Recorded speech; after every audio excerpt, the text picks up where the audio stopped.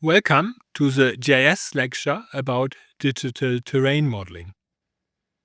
Learning goals for this lesson are that you learn how terrain data is collected and how terrain is digitally represented in a GIS and how you can analyze digital terrain. What is the interaction between terrain and climate change? There are many important interactions. So first of all, topography will affect rain and snowfall. Secondly, topography creates distinct wind patterns. Topography also has an influence on water runoff and erosion. And the higher you get in terms of elevation, the cooler the temperatures are. Also, the orientation of slopes, is it south facing or north facing, has an important impact on microclimates and on the vegetation on these slopes. So, in conclusion or in summary, microclimate, but also climate change and terrain are closely linked and interacting with each other. And you can see that, for example, at the tree line in the mountains.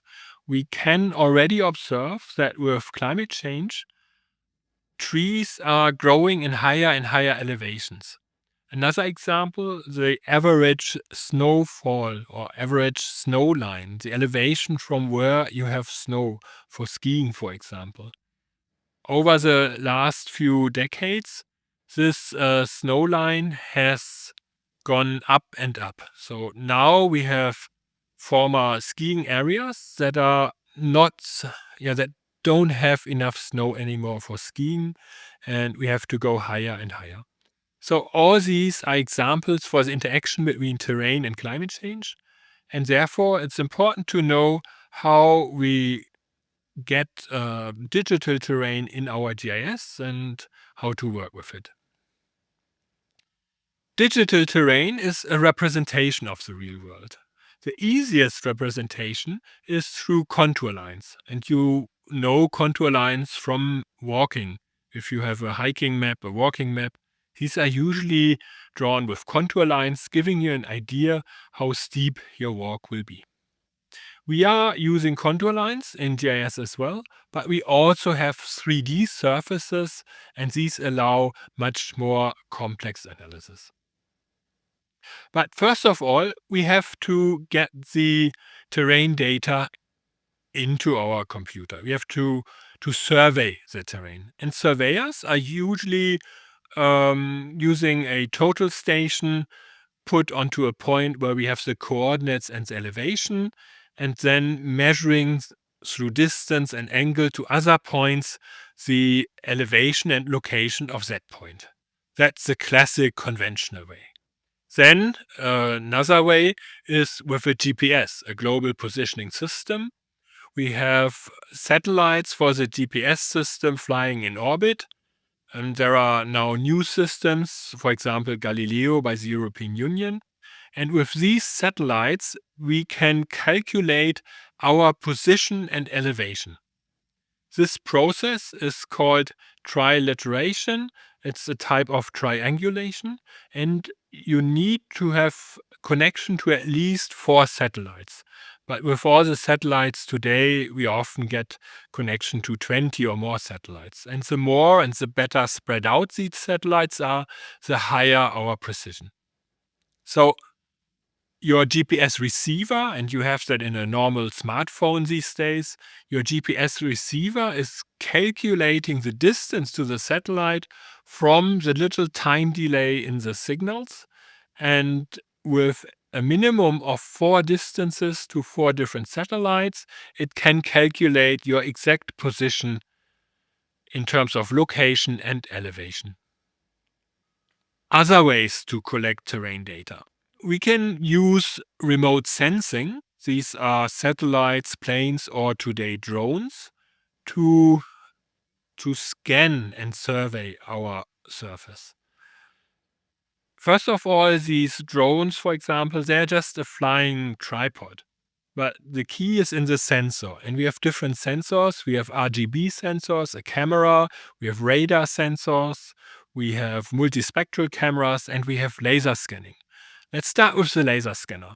You could imagine that a laser scanner is a scanner that is flying over a surface. Let's use this laser pointer, and every 1 meter, the laser scanner is sending out a laser beam and then collecting the reflection of this beam.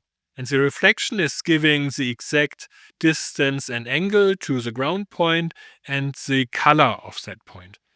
And by this way, you collect millions of points with the exact location and color, and you get a model like the model in the bottom right. This is not a photo, it is a point cloud made of millions of points with each individual color coming together to a representation of the surface. Another cheaper way is through photogrammetry. If you're recording a video with a lot of images that overlap, the computer can relate these images to each other and identify identical points in these images. If you also know the exact location of at least one, better 4 or 5 of these points, it can be georeferenced and put into the context of a coordinate system. And the result is also a point cloud, even cheaper and faster than using laser scanner, although not quite as precise. And here is an example of a surface model derived from such a laser scanning campaign. And you can see the trees, the buildings, these are all derived from the reflection of the laser scanner laser beam. No matter which of these methods you're using, you will get a lot of points. You can now calculate a 3D surface, a 3D mesh from these points. This calculation is based on a triangulation, and this specific triangulation was developed by a Russian mathematician, Delaney, so we call it Delaney triangulation. And here this slide is showing that it's preferable to have rather even triangles. The triangles shouldn't be too one side, not too one-sided. One more thing to consider. In a digital terrain, you cannot represent points that are on top of each other. For example, a wall, a cliff, or a tunnel. So we have to represent a tunnel, a wall, etc. in a different way, and that's represented by break lines. And then these break lines are integrated into the digital terrain model afterwards. But here we have a typical situation, points describing the surface, the terrain, and then a break line for a cliff in this terrain. If we are now applying the Delaney triangulation to this, it will calculate a network of little triangles that is approximating this surface. And if you think about it, think of a fisher net. What's the best way to approximate an uneven surface? You're draping a net over this surface. And that's what we are doing here in the computer. We are draping our little mathematical fisher net over the uneven surface. And this becomes our digital terrain model. So in summary, we have 3 different options to represent terrain.